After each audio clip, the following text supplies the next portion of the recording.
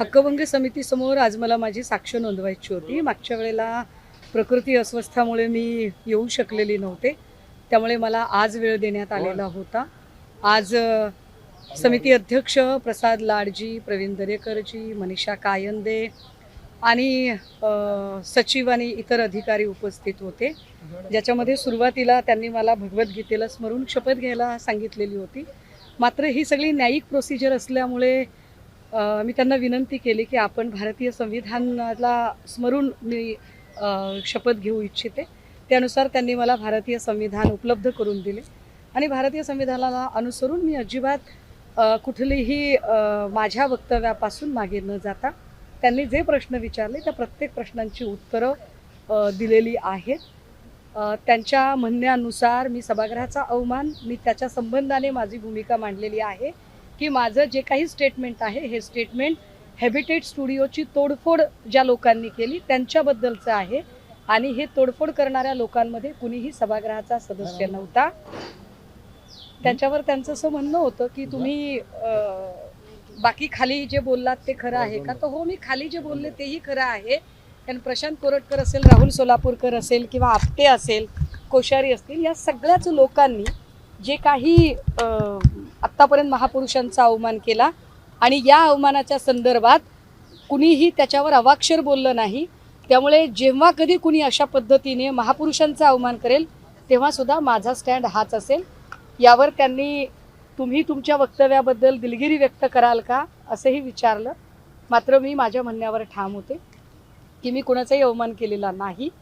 मग मी अवमान केला नसेल तर मग मी कुणाल कामराला सपोर्ट का केला असं एक समितीचं म्हणणं होतं. त्यावर मी माझी भूमिका मांडलेली आहे की भारतीय संविधानानुसार अभिव्यक्ती स्वातंत्र्य प्रत्येकाला आहे. एखाद्या कलाकाराचे अभिव्यक्ती स्वातंत्र्य जर धोक्यात येत असेल तर त्या अभिव्यक्ती स्वातंत्र्यासाठी मी लढलं पाहिजे आणि याच न्यायातनं मी कुणाल कामराला सपोर्ट केला. कुणाल कामराची माझी काही ओळख नव्हती, कधी गाठभेट झालेली नव्हती. त्यामुळे फक्त आणि फक्त कुणाल कामरासारखा कलाकार त्याने स्वतःला एकटं समजू नये, त्याच्यासोबत संविधानिक भूमिका घेणारे लोक आहेत हे दर्शवण्यासाठी म्हणून माझं ट्विट होतं. ही मी भूमिका मांडली आणि पुनश्च एकदा समितीतल्या प्रत्येक सदस्यांनी की काय तुम्ही याच्यावर दिलगिरी व्यक्त कराल का, लेखी माफी मागायची तुमची तयारी आहे का? तेव्हा मी त्यांना सांगितलं की नाही, मी कुठलीही दिलगिरी व्यक्त करणार नाही, माफी मागणार नाही. तुमची साक्ष आज पूर्ण झाली आहे असं सांगण्यात आहे. दोन प्रश्न काय? मुळात आता समिती अध्यक्षांचं असं म्हणणं पडलं की काही प्रश्नांची तुम्ही गोलमोल किंवा उडवा उडवीची उत्तरं दिलेली आहे, त्यांचं समाधान झालं नाही असं त्यांच्या वक्तव्यावरनं वाटलं.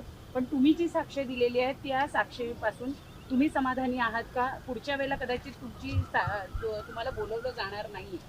बघा, मी पुन्हा एकदा आपल्याला सांगितलं पाहिजे की माझ्यावर ठेवलेल्या आरोपांचे मी त्यांना दोन भाग करून सांगितलेले आहेत. पहिला भाग की मी ज्यांच्याबद्दल वक्तव्य केलं त्यातली एकही व्यक्ती ही सभागृहाची सदस्य नाही.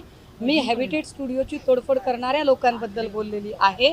दुसरं, ज्या ट्विटमध्ये ज्या शब्दांमध्ये मी माझं मत व्यक्त केलं त्या शब्दांवर जर आक्षेप असेल तर 1984 आणि 1999 या दोन वेळा विधिमंडळ कामकाजाच्या ज्या याद्या प्रकाशित झाल्या असंसदीय शब्दांच्या, त्या याद्या मी आज त्यांना पुरावे म्हणून दाखवल्या आणि त्या यादीतला एकही शब्द माझ्या वक्तव्यामध्ये नाही. त्यामुळे त्याचा काही प्रश्नच येत नाही. आता त्याच्या उपर त्यांचं असं म्हणणं आहे की काय तुम्हाला वाटत नाही का तुम्ही एकनाथ शिंदेंचा अवमान केला? तर माझ्या ट्विटमध्ये कुठेही एकनाथ शिंदे हा शब्दच नाही आहे, तर मी कसा काय अवमान केला? तर त्यावर त्यांचं म्हणणं आहे की यातलं जे सगळं वर्णन आहे ते वर्णन हे शिंदेंचंच वर्णन आहे. आता ते वर्णन शिंदेंचंच आहे असं जर त्यांना वाटत असेल तर त्याला माझा नाईलाज आहे. पण ताई, असं एकंदरीत दिसतंय की तुम्ही किंवा कुणाल कामरा यांनी माफी मागावी यासाठी समितीत पायघड्या घालते की काय? आपण तुम्ही तुमच्या भूमिकेवर ठाम आहात. सरकार महायुतीचं आहे, तुमच्यावर अन्याय होतोय का आणि चुकीचा वापर होतोय का काय? नाही, मला त्यांनी एक शेवटचा प्रश्न विचारला की काय तुम्हाला असं वाटतं का की तुमच्यावर केली जाणारी कारवाई ही राजकीय आकसबुद्धीने होते? त्यावर मी माझं नम्रपणे उत्तर दिलंय की होय, ही कारवाई आकसबुद्धीने होत आहे. आणि असे का याच्या पुष्ट्यर्थ मी एवढंच सांगितलेलं आहे की माझ्यावर ईडी, सीबीआय किंवा क्रिमिनलचं कुठलंही बॅगेज नाही. त्यामुळे माझं काम थांबवण्यासाठी, मला अडकवण्यासाठी जाणीवपूर्वक ही कारवाई आकसबुद्धीने होते असं मला वाटतंय.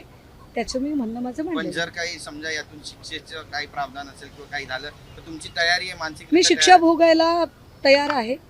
मी परिणामांचा सगळा विचार करून मी माझी मांडणी केलेली आहे.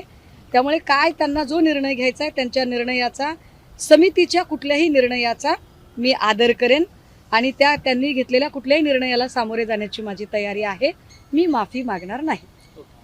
हिंदी करू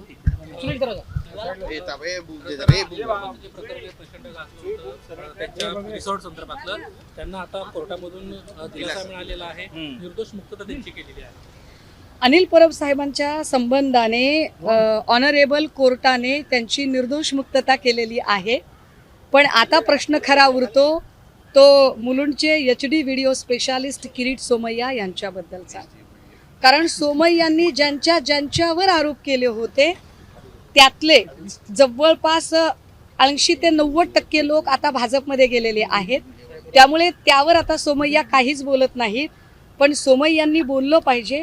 बोलणे हा त्यांचा धंदा आहे, आरोप करणे हा त्यांचा शिरस्ता आहे आणि त्याच्या मुळाशी जाणे हा सुद्धा त्यांचा छंद आहे. त्यामुळे त्याच्या मुळाशी त्यांनी गेलं पाहिजे. पण आता कुणावर आरोप करतील, कारण सगळेच लोक भाजपमध्ये गेलेले आहेत आणि एखादे परब साहेब, एखादे राऊत साहेब त्यांना कोर्टाने निर्दोष सोडलेला आहे. मला वाटतं तरी सुद्धा एखादं प्रकरण, कारण HD व्हिडिओ स्पेशालिस्टला करमत नाही त्याच्याशिवाय, त्यामुळे त्यांच्याकडे प्रकरण असलं पाहिजे.